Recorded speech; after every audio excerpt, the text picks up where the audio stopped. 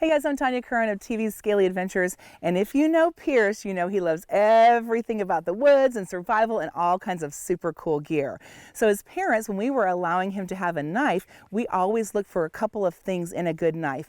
One of them was a good grip. It's very important when you're looking for a knife that you don't look for a slick surface so your hand doesn't slip, especially if it's wet, but you look for one that's textured. That's a great quality for a knife so you can hold on to it.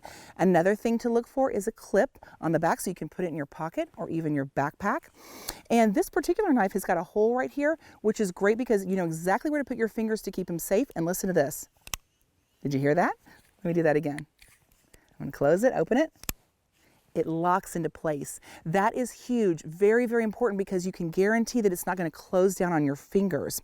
So it's important that you look for a good grip, a clip, and a nice locking feature when you are looking for a knife for your adventures. So always stay safe on your adventures out in the woods and everywhere you go, and stay tuned to ScalyAdventures.com for more tips like these.